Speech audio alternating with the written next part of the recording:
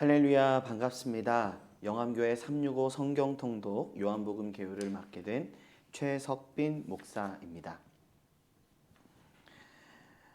어느덧 신약 공간복음을 지나 요한복음에까지 함께 읽어가고 하나님의 말씀을, 그 생명의 말씀을 우리가 함께 마음에 품고 나아가고 있는데요.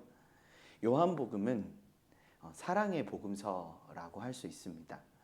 우리가 잘 아는 요한복음 3장 16절 말씀이지요. 하나님이 세상을 이처럼 사랑하사 독생자를 주셨으니 이는 그를 믿는 자마다 멸망하지 않고 영생을 얻게 하려 하심이라. 이 말씀은 복음의 핵심이기도 하며 복음의 주체가 누구신지도 분명하게 드러내어 보여줍니다.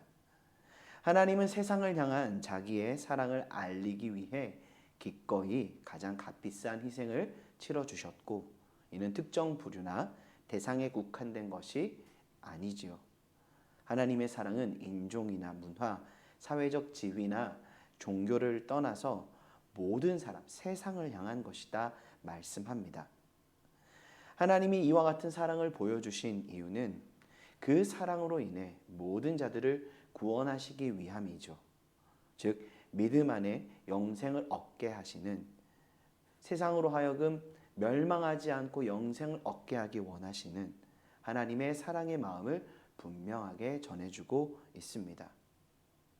요한복음 기자는 이 복음의 본질이 무엇인지에 초점을 맞추고 있습니다. 그렇기에 요한복음 17장 3절의 말씀, 영생은 곧 유일하신 참 하나님과 그가 보내신 자 예수 그리스도를 아는 것이니이다. 요한복음은 강조합니다. 유일하신 참 하나님과 그를 보내신 자 예수 그리스도를 바로 알아야 한다. 그래서 요한복음 기자는 예수 그리스도가 누구신지에 대해서 증거하는 데 초점을 둡니다. 간단하게 요약해 보면 그분은 하나님의 아들이시며 우리의 생명이 되어 주시기 위해 이 땅에 오신 그리스도이시다. 우리가 그분을 믿을 때에 그 믿음 안에 그분으로 말미암은 참 생명을 얻게 되고, 그분으로 인해 우리에게 새롭게 부여된 생명, 즉 부활 생명 안에 죽음을 초월하여 하나님과 영원히 함께 살아가게 된다는 것이죠. 그래서 요한복음 기자는 요한복음 20장 30절과 31절의 말씀을 통해 이 책을 기록한 목적을 이렇게 전합니다. 예수께서 제자들 앞에서 이 책에 기록되지 아니한 다른 표적도 많이 행하셨으나 오직 이것을 기록함은 너희로 예수께서 하나님의 아들 그리스도이심을 믿게 하려 함이요 또 너희로 믿고 그 이름을 힘입어 생명을 얻게 하려 함이니라. 바로 이것이 요한복음의 목적이다 할 수 있겠습니다. 이 요한복음의 목적을 정리해 보면 이렇습니다. 예수 그리스도가 하나님의 아들이심을 증거하고 있고, 예수를 알므로 참 믿음의 자리로 나아가게 하기 원한다 말씀합니다. 특히 극심한 박해로 인한 흩어져 있던 디아스포라 유대인들이나 이방인 등 그리스도인 공동체가 신앙의 위기 가운데 있던 자들로 믿음 안에 생명 가운데 거하는 삶을 격려하고 있는데요. 그것은 요한복음의 저작 시기와 또 그 상황적 배경과 연결되어집니다. 요한복음 저작 시기는 약 1세기 말경으로 AD 70년 로마에 의한 예루살렘이 파멸되어진, 성전이 파괴된 상황을 전제로 하고 있습니다. 사람들은 박해를 피해 예루살렘을 떠나 여러 곳으로 흩어져 살아가야만 했습니다. 엎친 데 덮친 격으로 이러한 과정 속에 예루살렘을 중심으로 유대인 공동체와의 갈등 또한 깊어져 갔는데요. 그로 인해 신앙 공동체의 현실은 이전에는 경험해 보지 못한 박해와 고립의 현실에 놓여지게 되었습니다. 우리도 잘 알다시피 이후 초대교회의 복음 사역에 가장 큰 걸림돌이 된 사람들은 다름 아닌 유대인들 또는 유대주의적 성향이 짙었던 자들이었다라는 점과 그들이 사도 바울을 박해하고 이방인 신앙 공동체를 계속해서 힘들게 했었다라는 점은 이러한 현실을 이해하는 데 큰 도움이 됩니다. 이러한 상황들 속에 이러한 배경은 그들의 신앙의 위기를 가져왔던 겁니다. 그들이 계속해서 신앙을 지키기가 너무나 힘이 들었던 것이죠. 마치 이스라엘 백성들이 성전이 파괴되고 난 이후 바벨론 포로기를 지나면서 하나님의 부재를 경험하였고 하나님의 실존에 대한 고민을 했었던 것과 마찬가지였던 거죠. 저자 요한은 이러한 현실 속에 있는 흩어져 있던 성도들, 디아스포라 유대인들, 이방인 성도들 모두가 예수가 하나님 아들 되심을 믿고 믿음 안에 계속해서 생명을 얻어 살아가게 하기 위해서 이 요한복음을 기록했던 것이죠. 그들의 믿음을 격려하고 그들을 믿음 위에 온전하게 세워가기 위한 목적이 있었던 겁니다. 또 이 당시의 문화적 상황과 사상적 배경이 되었던 헬레니즘 사상 그리고 팔레스타인의 삶에 더 의존되었던 이 상황적 분위기 속에 요한 복음 기자는 그 특성에 따라 또 요한복음을 증거하고 말씀을 통해서 우리에게 보여주고 있는데요.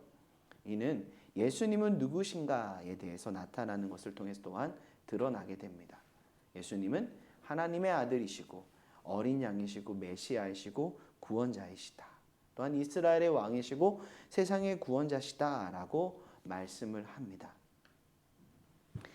예수를 알미 영생이다. 온전한 지식, 온전한 알을 통해 구원에 이르는 그 놀라운 생명의 길을 제시해주고 있습니다. 그런데 이 요한복음은 예수님은 누구신가에 대해서 저렇게 증거하고 있지만 특별히 에고 에이미, 나는 누구누구이다. 하나님께서 모세에게 자신을 계시하셨던 것과 같이 나는 나이다 말씀하셨던 것 같이 나는 누구누구이다 라는 것으로 요한복음 기자는 예수님을 소개하고 있습니다. 예수님은 생명의 빵이시고 세상의 빛이시고 양의 문이시고 선한 목자이시고 부활과 생명이시고 길과 진리와 생명이 되실 뿐만 아니라 참 포도나무이다 라고 말씀하지요. 예수님에 대한 이런 자기 계시가 분명하게 드러나는 가운데 우리가 알 수 있는 것은 다른 공관 복음서와 다르게 요한복음은 하나님 나라라는 주제보다 영생을 강조합니다. 그리고 요한복음 기자는 요한복음에서 강조하고 있는 7가지의 표적이 있는데요. 7가지 표적을 통하여서 예수님의 영광을 계시하며 예수님이 진짜 하나님이시다라는 사실을 이 표적 기사들을 통하여 분명하게 드러내며 하나님의 아들이신 예수님을 향한 믿음의 자리로 나아갈 것을 우리에게 도전합니다.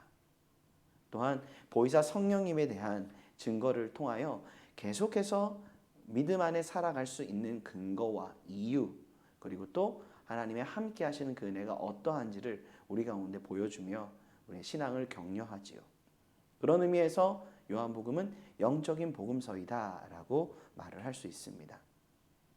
요한복음을 읽다 보시면 이렇게 첫 번째로 물을 포도주로 바꾸신 표적 기사, 두 번째로 왕의 신하의 아들을 고치신 기사 표적, 38년 된 병자를 고치신 표적, 5,000명을 먹이신 표적, 무리를 걸으신 표적, 소경을 고치신 표적, 그리고 죽은 나사로를 살리신 이 7가지의 표적이 분명하게 드러나고 있는 것을 볼 수 있습니다.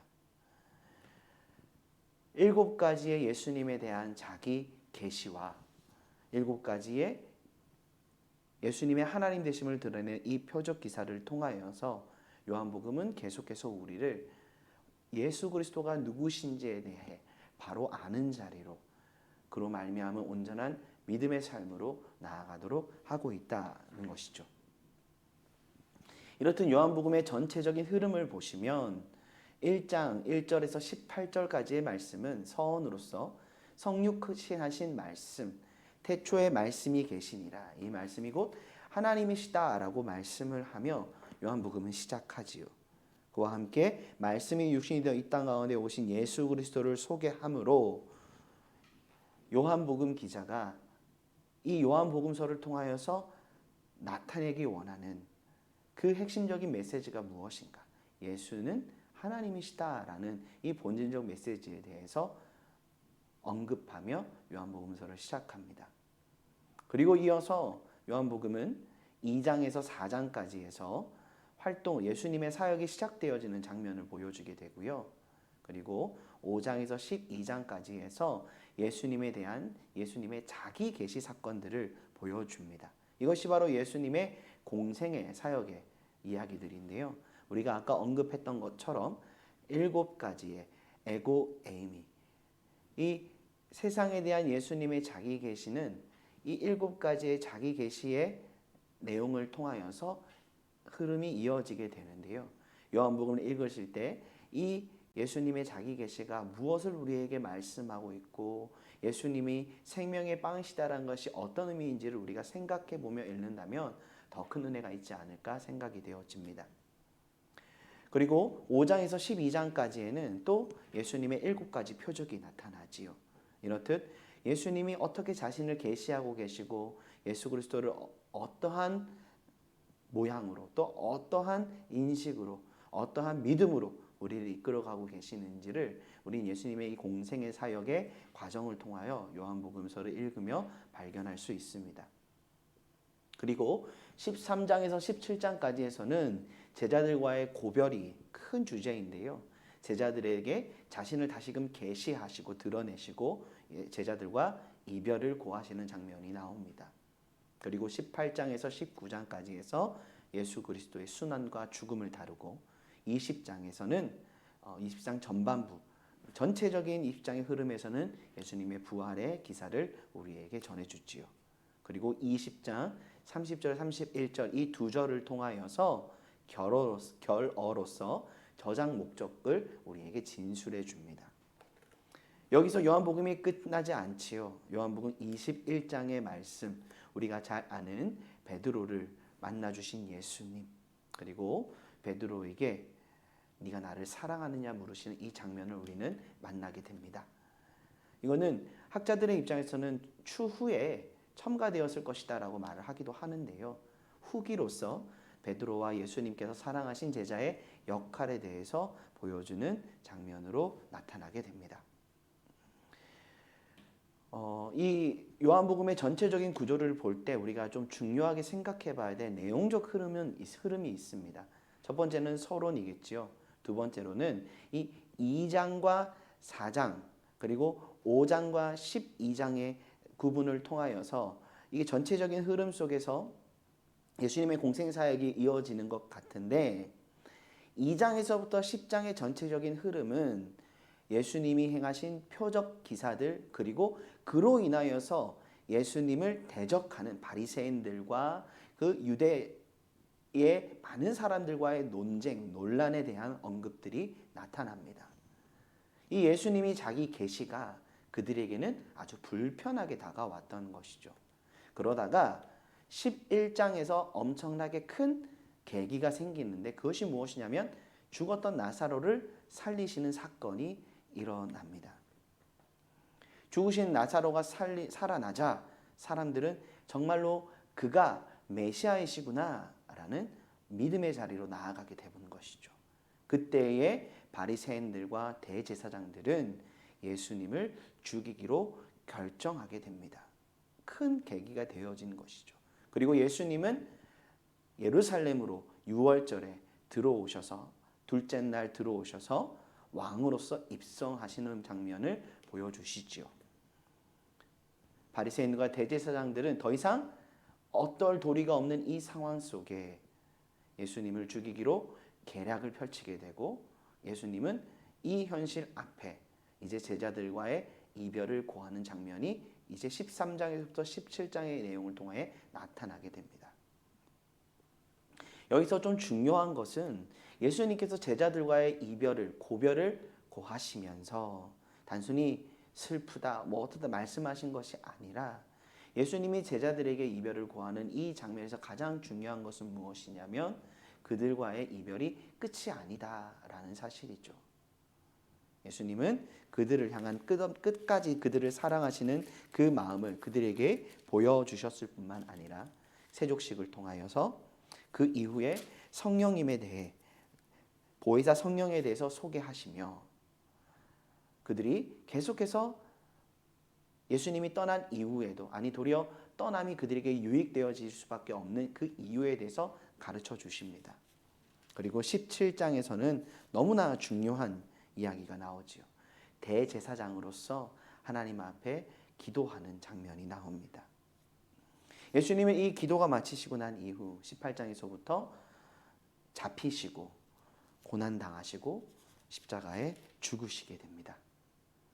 그리고 20장에서는 예수님이 부활하신 그 장면을 우리에게 보여주지요.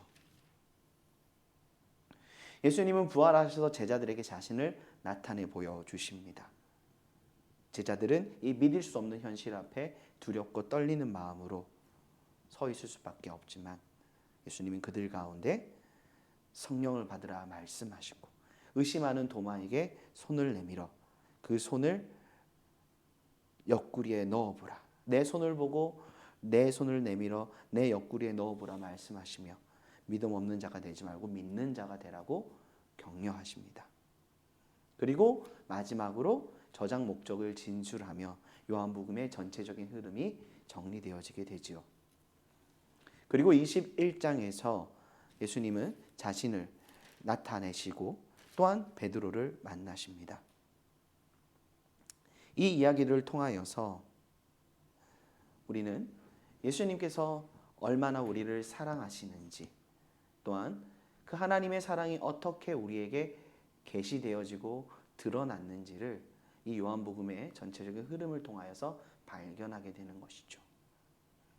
하나님의 그 사랑의 온전하심은 예수 그리스도를 통해 우리 가운데 드러나게 되었고 우리는 예수 그리스도를 믿는 믿음 안에 영생을 누림으로 그 영생의 자리 바로 이것이 바로 하나님이 사랑하는 자들에게 허락하기 원하셨던 하나님의 구원의 계획이다라는 사실을 우리는 이 요한복음을 통하여 알게 되고 그 주님과 함께 동행하며 믿음으로 살아가는 삶의 걸음이 얼마나 복된 걸음인지를 하나님이 우리에게 궁극적으로 주기 원하시는 참 은혜의 선물이다라는 것을 우리는 요한복음을 읽어가는 것을 통하여 발견하게 됩니다.